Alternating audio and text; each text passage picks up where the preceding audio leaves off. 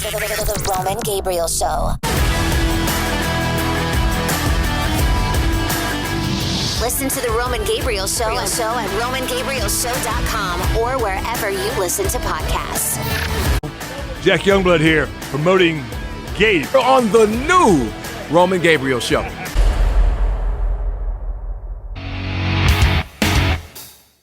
Create your own routines. How do I do that? I set intention. I take and choose the action that matches that intention. Hey guys, I'm Camille Schreier, Miss America 2020. I'm Coach D. Go to soldouttv.com and take the pledge. And I want you to go to soldouttv.com and take the drug and alcohol abstinence pledge. To not drink or do drugs. It will benefit you and your future. I took the Sold Out pledge and I was very excited about it. So I want to challenge you.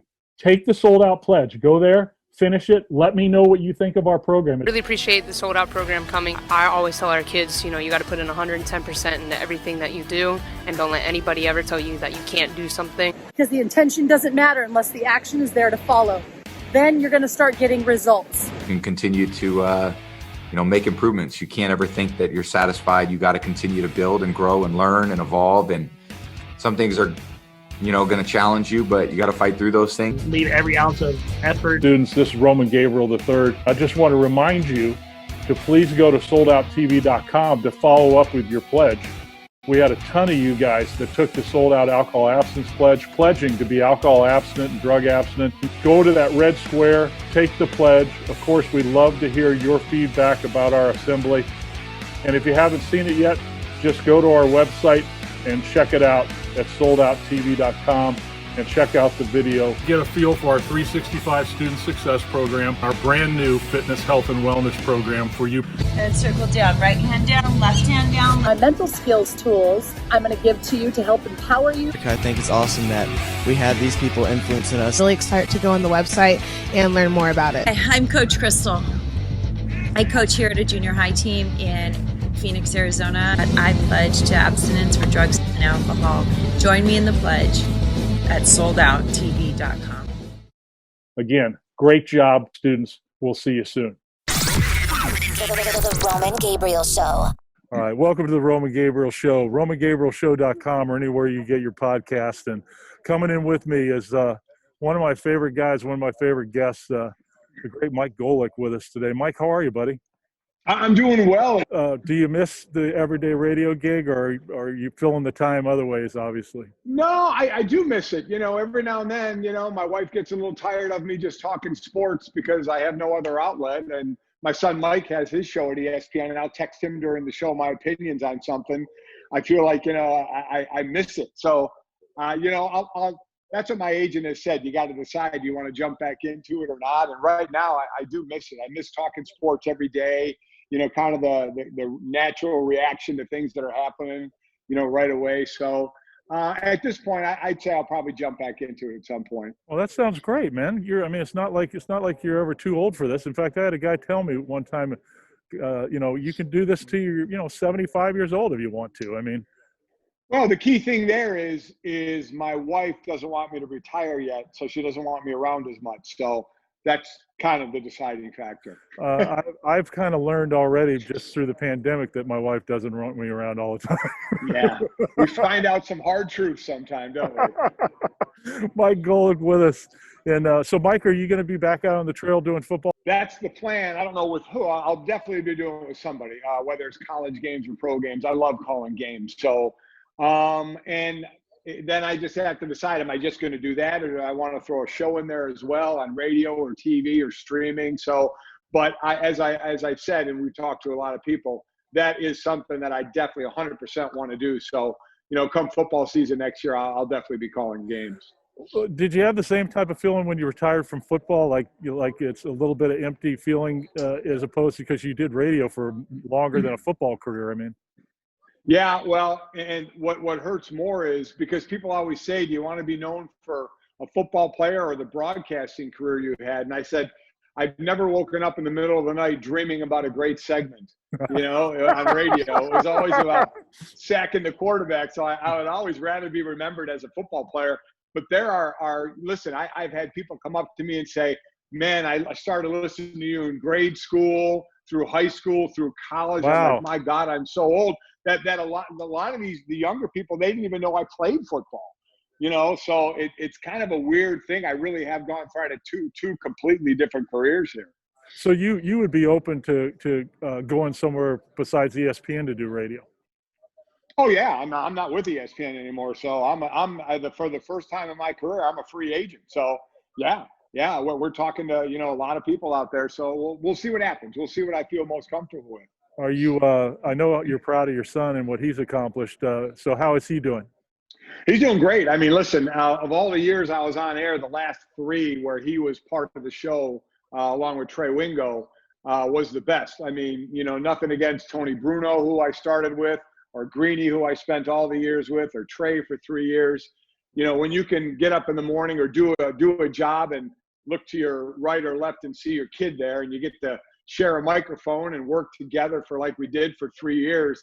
I mean, it's awesome. We actually called a couple of games together in a 3-man booth a couple of years ago. So, you don't trade that stuff in. That stuff is just too good to be true. So that was a great time. I'm really proud of him. He's taken off with what he's doing. He's got a great, bright career ahead of him again. But those years working with him, as I'm sure any father would say, being able to work with their kid, son, daughter, whatever, is just an incredible feeling. Mike Golic with us on the Roman Gabriel Show. Go to RomanGabrielShow.com for everything sports and entertainment. Mike, tell me about your playing days. When you look at the game being played today from a defensive line standpoint, because so much has been said now about the importance of defensive end, a pass rush. Having an edge pass rusher. When you played with Reggie White and when you played with that great, defensive line with the Philadelphia Eagles, do you see that group that you were with being able to play effectively today, or has it changed that much? Oh, no, they would play today. You're a great pass rusher. It doesn't matter what area you're in. Reggie was 6'6", 315. Clyde is 6'6", 290. Jerome was 6'3", 300. They would be just fine in this. They beat guys then. They beat guys now. It would be bad for me in a pass rush league. I was not a great pass rusher. I was better against the run. So it certainly would affect me. I'd be a 2-down guy and be running off on 3rd down. But those guys, listen, when you're that great, you transcend eras and are able to play. So, yeah, those guys would be just fine in today's game. Today's game is different, though. There is a lot more movement. The game is faster. There's a lot more personnel packages. So, but, the players that are playing in it now, that's what they grew up playing in. So they're used to that. You guys didn't come off though, right? You were 3 down guys, correct? We rotated around. Listen, Reggie and Clyde never came off the field. Rarely did Jerome come off the field. Normally, if it was a pass rush situation and the interior guys were healthy, Jerome and Mike Pitts a lot of times would be on the field. I had my share of pass rushes, but listen, I played 9 years and I had 11.5 sacks. That doesn't bode well as a great pass rusher. I had my moments. They were few and far in between, though. Well, tell me about a lot of people make comparisons to the Rams' Aaron McDonald with Reggie White. Talk about that in terms of just. Oh, I mean, they're two completely different players. I mean, Reggie's 6'6", 315. It was. I mean, God rest his soul. He could line up on an end, on a guard, on a center. He'd beat anybody. Aaron Donald is actually undersized for his position. 6'1", and by the end of the season, he probably weighs in the 260s or 270s, which makes it even just amazing of what he does. He's the most double-teamed lineman there is out there, yet he still makes penetration and wreaks havoc in the backfield. I think, when you sit there and talk about the great pass rushers, a lot of times you mention a Lawrence Taylor and a Reggie White. I wouldn't doubt at the end of Aaron Donald's career, the way it's going, that he would be talked about in the same breath with those guys, with how great a player he was and how effective he was. What do you see in his game, Mike, that because it doesn't seem like anything they do really stops him? I mean, so. It's quickness. I mean, it's all quickness. I mean, so even when he gets double teamed, his quickness right out of the gate, he's already beat half a man. So rarely is it 2 guys actually on him. He usually halfway at least beats the first guy before the second guy is on him. And he's already made penetration into the backfield. So now, a lot of times, especially in the run game, one guy's supposed to go off to the linebacker while the other guy stays on him, but he can beat that guy and go make the play. On the pass rush, if he gets double teamed, he still pushes the pocket and makes the quarterback move.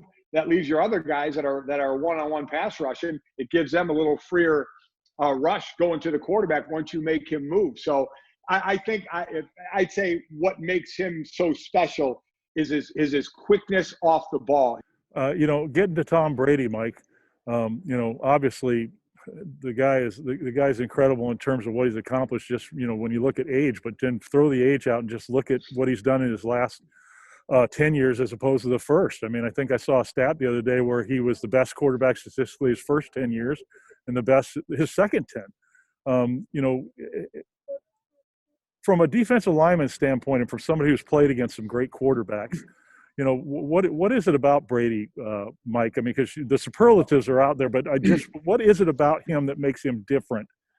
We've seen the game change to more of that movable quarterback, but you look at some of the great quarterbacks that have played this game, they're pocket guys. Tom Brady, Peyton Manning. Now, John Elway could run, but he still wanted to throw the ball first. Ben Roethlisberger got himself a couple of rings. Eli Manning got himself a couple of rings. Drew Brees, even though he's on the smaller side, he's not a runner. He's a pocket passer, and Brady is still able to get away with it in a game that is now leaning toward the Pat Mahomes, the Lamar Jacksons, the Deshaun Watsons, the Kyler Murrays, the Josh Allens, who can throw the ball but can be very damaging running as well. So what Brady has done, and what you mentioned about the two careers, it blows my mind. His first 10 years, his second 10 years, each of those in half were Hall of Fame careers in themselves. So it's crazy. And I've been doing a lot of interviews this week, and I get a little perturbed that people that say, boy, if Mahomes does this for a little while longer, he's going to be right up there at Brady's. And I'm like, wait a minute. I'm like, let's enjoy what Brady's doing. Mahomes, while Patrick Mahomes is the best quarterback in the NFL right now, but he is in his infancy compared to Brady and what Brady has done. So let's not start handing Patrick Mahomes, even though he deserves everything he's gotten so far with MVP and the contract, and he's the best quarterback in the league now. But when people start already want to start to put the all-time thing on, I'm like, wait a minute. I heard people saying Mahomes is already better than Drew Brees or Aaron Rodgers ever was. I'm like, give me a break. You can be great in a very, very short time or over a long period of time. And Mahomes may do that. He's certainly on a trajectory to do that. He is great. I'm not diminishing, but I really I think it's a little disrespectful to the older great quarterbacks to say, oh yeah, this guy's already nipping at his heels. I'm like, man, you got a long way to go, a long way to go to make through it healthy and to play at the level you're playing at. Mike, what's interesting too is what he said, I think it was Tuesday, when they asked him about, the 45 cutoff date that he'd given himself to play. And he said he's not even sure if 45 is going to be the day. What's interesting to me is I don't know, there's very few players out there that I don't want to say love the game. I want to say he has such a passion for the process of the game and loves to practice and loves to prepare, which is not always true about great players. Well, the want to has to be there. And everybody is completely different, right? And it's not the season on why a player retires. It's the off season. It's the work, and I just picked the NFL. It's the work you do from January to August. That's what you get tired of doing. You don't want to put in the work anymore that you have to put in if you want to be great from September to January. September to January is the icing on the cake. Practices aren't as hard. You're playing in games that actually count in front of huge, stadiums full of people. Well, once we get back to that, it's when nobody's watching, when you're running the sprints, when you're lifting the weights, when you're doing what you have to do. That's what people get tired of doing. And as long as you're willing to put in that work, there are so many people that say, man, if Brady wins this year, he'll have gone through Drew Brees, a walk-in Hall of Famer, Aaron Rodgers, a walk-in Hall of Famer, if Pat Mahomes, the best quarterback in the NFL, and he's part of the first team to ever play a game in their home stadium for the Super Bowl. I hate when people do that. You know when Tom should retire? When Tom wants to retire. If Tom wants to continue to put in the work, or anybody wants to continue to put in the work, then man, go for it. Because for the most part, Tom's an exception. For the most part, you got a hell of a lot of life to live after you play. Most guys end in their 20s or 30s. Tom could be 45 or so. Think of this. I think Pat Mahomes' father is 50 Yeah. or in his early 50s. And Tom is 43, and Tom's playing against his kid. It's amazing. As long as you want to work, as long as you want to put in the time, man, play as long as you damn well want. You know, the only thing I was going to tell you too, Mike, is I think he's an anomaly only because, you know, the whole TB12 method that he's put in terms of, you know, the masseuse, in terms of this lengthening the muscles, the diet, the maniacal, you know, I'm ready to work out 2 days after the Super Bowl. Yeah, but he's not the only one that does that. I mean, we're in an era where that's done all the time. We're in an era where guys are spending $400,000, $600,000 in the off season for personal chefs, for masseuses, for private workouts.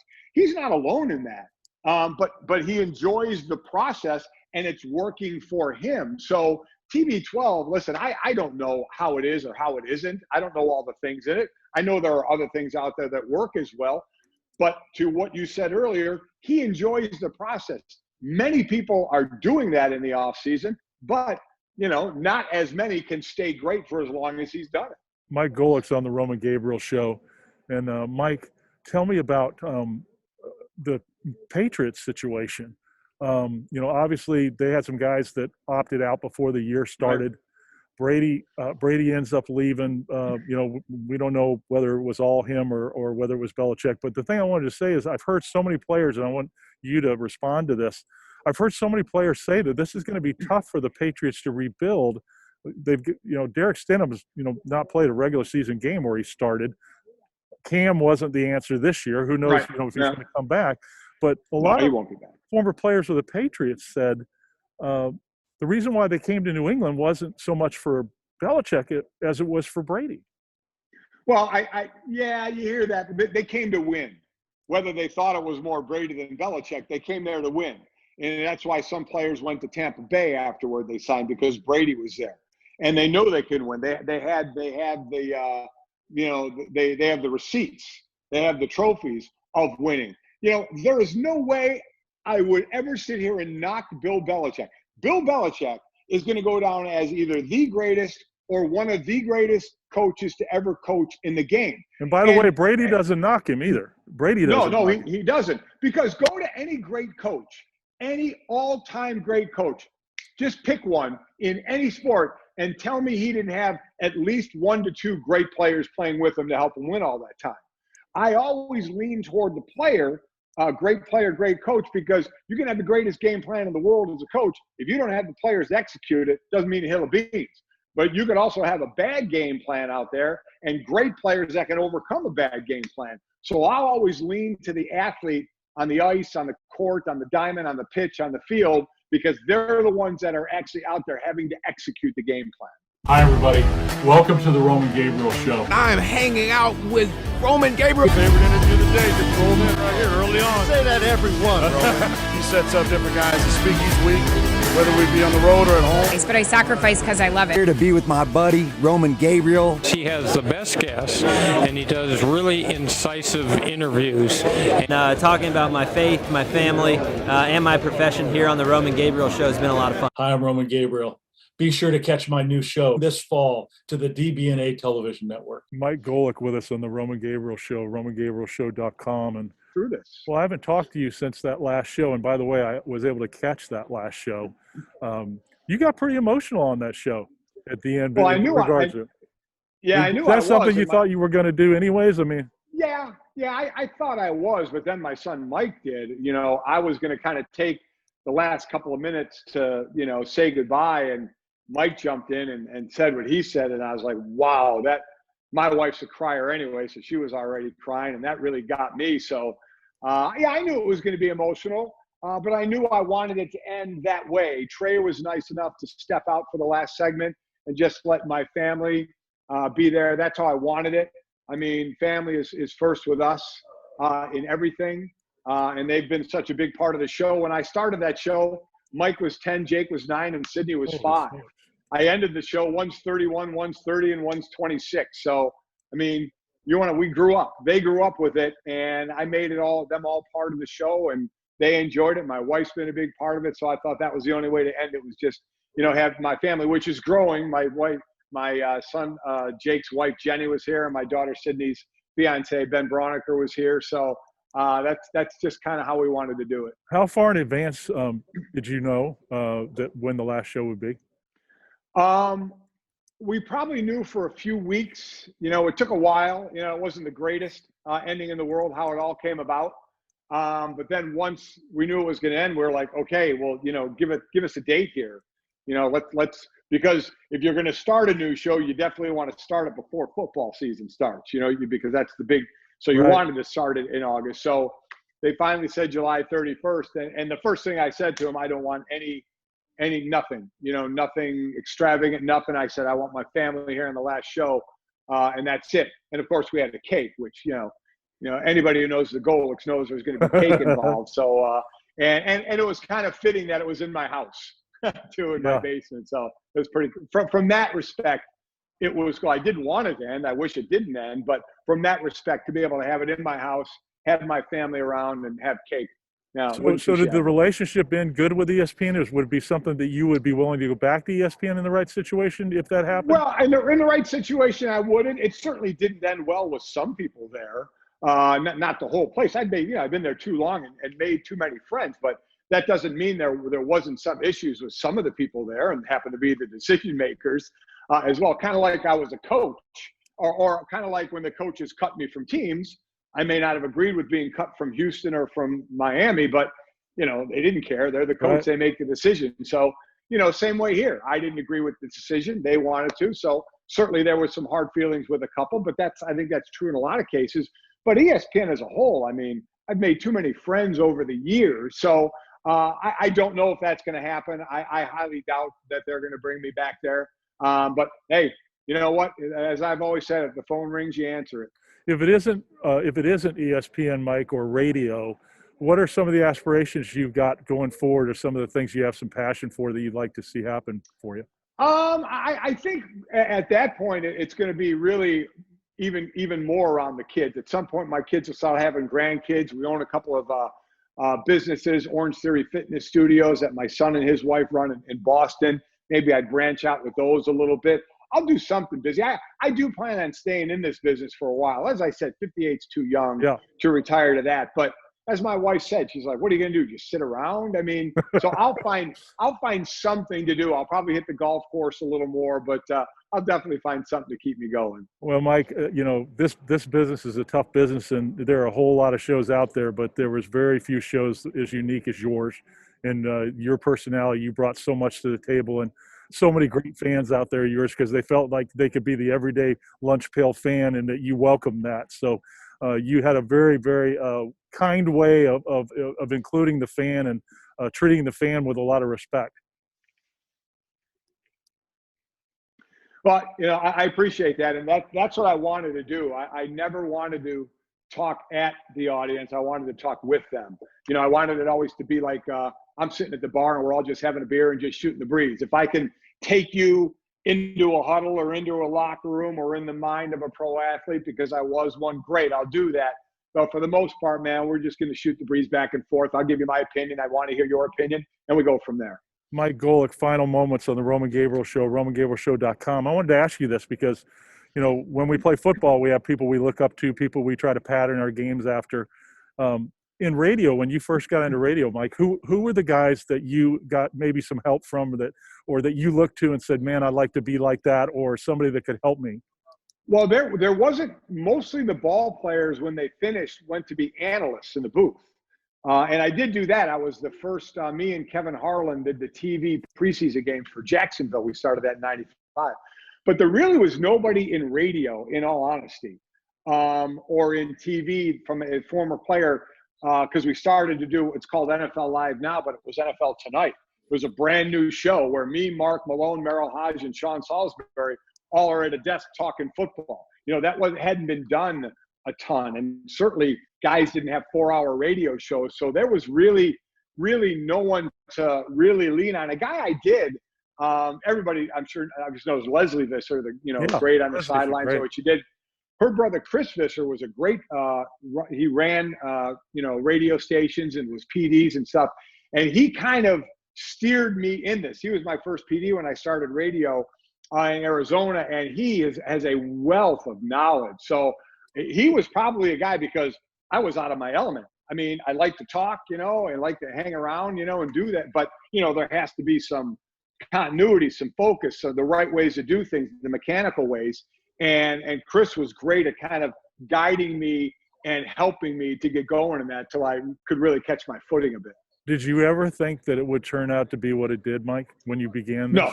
No, never did. Because again, that was a time when there were, there was Inside HBO, Inside the NFL and HBO. There were a couple of different things, but and obviously like the pregame shows, but there were no studio shows like NFL Tonight and NFL Live. There were no athletes that had 4-hour radio shows every day, meaning that as a football player, I had to talk hockey, baseball, basketball, all other sports. That didn't happen. So when I got out and I first started calling games with Jacksonville and then started doing local radio, I thought it would just keep going as the analyst role like I was doing with ESPN, college, and with ABC and such. And then the one time I went to ESPN and they said, hey, we have national radio and we want to try the first ever national radio morning show. Do you want to be a part of it? And I was like, my dad taught me a long time ago, if you want to do something, even if you don't know how to do it, say yes, and then figure it out along the way. So I'm like, yeah, sure, let's go. And then figured it out along the way. Well, Mike, you made the right choice, because it started something that it was hard to duplicate, because you guys did an incredible job, and you were a real inspiration for me as well. Just watching the way you guys handled it and the way you guys brought the fans in, and that's what I've tried to do, is to tell stories and to have people come into the lives of guys that maybe they didn't know that about. And, this has been a real pleasure, because normally on Radio Row, you would be going from table to table. You got 8 or 10 minutes. But to be able to talk with you and have you have the chance to talk about maybe some things that you don't get a chance to talk about, or expound on some things, has been a whole lot of fun. So I appreciate you coming on the Roman Gabriel Show, and it's been a lot of fun. I hope we can do it again.